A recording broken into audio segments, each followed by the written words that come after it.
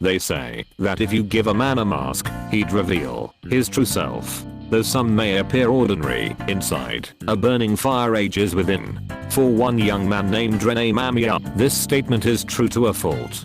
To many people, he appears as nothing more but a passerby, a civilian who you'll likely never come across again. However, deep within his eyes, his soul, and his mind lies a desire for rebellion. This was something even he wasn't even aware of until coming home from school late at night. He encountered a clearly drunk man attacking an innocent woman. Ren didn't even lay a finger on him, but it turned out that that man was a very powerful politician and threatened to file a lawsuit against Ren. This wasn't a threat, though, it was a promise, as the man known as Masayoshi Shido not only did that, but caused him to become incarcerated as well. After being put on probation for 1 year and expelled from his old high school, he moved to Tokyo where he lived with a family friend who ran the coffee shop known as Café Le Blanc. Things got even stranger.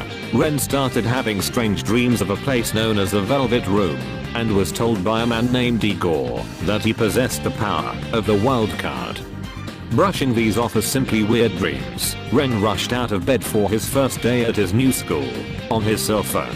However, he discovered that there was a strange app within it, one that could not be deleted. After meeting up with a young man named Ryuji, due to their shared anger at the school's perv gym teacher, Suguru Kamoshida, their words were picked up by Ren's phone, and in the process, a strange castle in a dark, alternate dimension appeared in the alleyway, a place known as a palace. Within it, they encountered a shadow version of Kamoshida, one with the attire of a king. Ren found himself back in a jail cell once again, and the delinquent Ryuji about to be executed. Ren began questioning if saving that woman that night was a mistake, and suddenly, his resolve manifested itself in an ethereal blue flame and an entity known as a persona, Arsene. Ren had become his true self, Joker.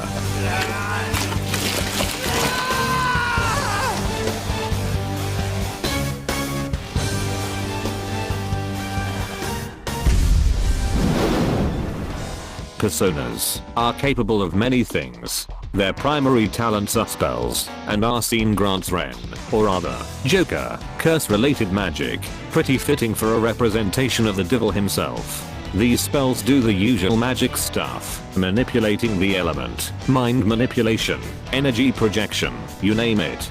But that's just the tip of the iceberg. Arsene isn't the only persona Joker possesses, he actually possesses many different personas. Through these, he can cast spells such as Petra, which as the name implies, petrifies someone. Hell, stuff like his almighty attacks bypass all barriers and reflectors, invulnerability, and resistances. It can even bypass people's resistance to resistance negation too, for fuck's sake. Resistance inception, am I right? These abilities allowed Joker and Ryuji to overcome the might of Kamoshida. However, this new form was being rather inconsistent, meaning they wouldn't be able to keep Kamoshida locked up for long. So instead, they decided to book it and find their way back to their school.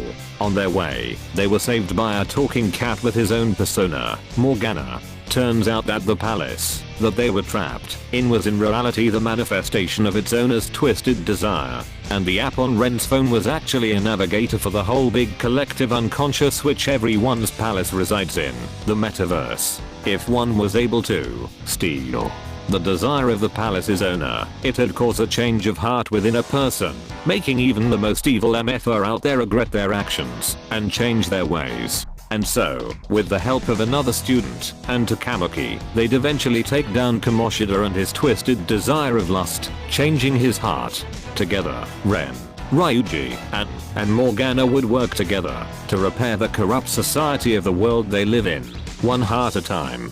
And so, together, they became the Phantom Thieves. But this time, Joker alone might possibly be facing his biggest challenge yet, a son of God with a dream not unlike his own. Come back soon for the full episode of Giorno Giovanna vs Joker.